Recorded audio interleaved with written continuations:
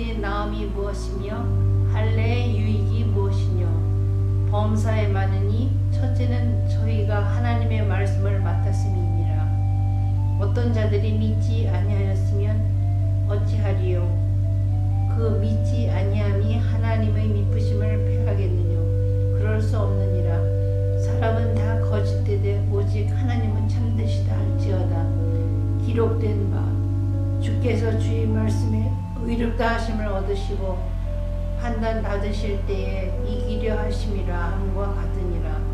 그러나 우리의 불의가 하나님의 의를 드러나게 하면 무슨 말하리요. 내가 사람이 말하는 대로 말하노니 진노를 내리시는 하나님이 불의하시냐. 결코 그렇지 아니하니라. 만일 그리하면 하나님께서 어찌 세상을 심판하시리요. 그러나 나의 거짓말로 하나님의 참되심이 더 풍성하여 그의 영광이 되었으면 어찌 나도 죄인처럼 심판을 받으리요. 또는 그러면 선을 이루기 위하여 악을 행하자 하지 않겠느냐. 어떤 이들이 이렇게 비방하여 우리가 이런 말을 한다고 하니 저희가 정죄를 받는 것이 옳으니라. 그러면 어떠하뇨. 우리는 나오뇨. 결코 아니라. 유대인이나 헬라인이나 다 죄 아래 있다고 우리가 이미 선언하였느니라.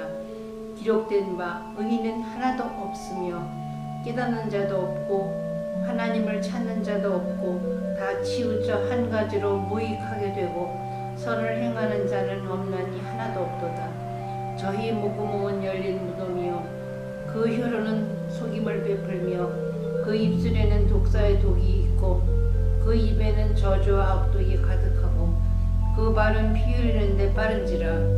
파멸과 고생이 그 길에 있어 평강의 길을 깨닫지 못하였고 저희 눈앞에 하나님을 두려움이 없느니라 함과 같으니라.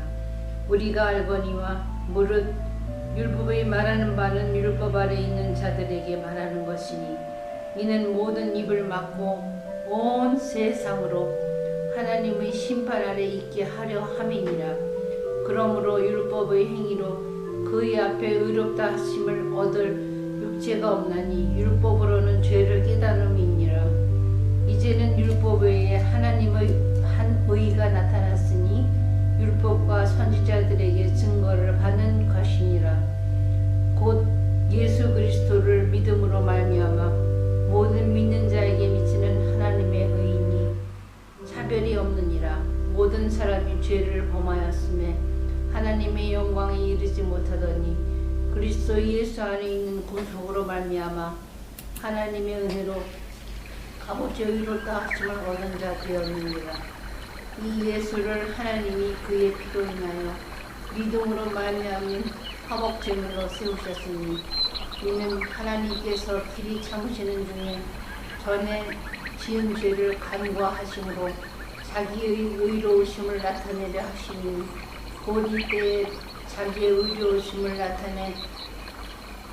나타내사 자기도 의로우시며 또한 예수 믿는 자를 의롭다 하려 하심이니라. 그런즉 자랑할 때가 어디 있느뇨. 있을 수 없느니라. 무슨 법으로나 행위로나 아니라 오직 믿음의 법으로니라. 그러므로 사람이 의롭다 하심을 얻는 것은 율법의 행위에 있지 않고 믿음으로 되는 줄 우리가 인정하노라. 하나님은 홀로 유대인의 하나님뿐이시며 또 이방인의 하나님은 아니시며 진실로 이방인의 하나님도 되시느니라.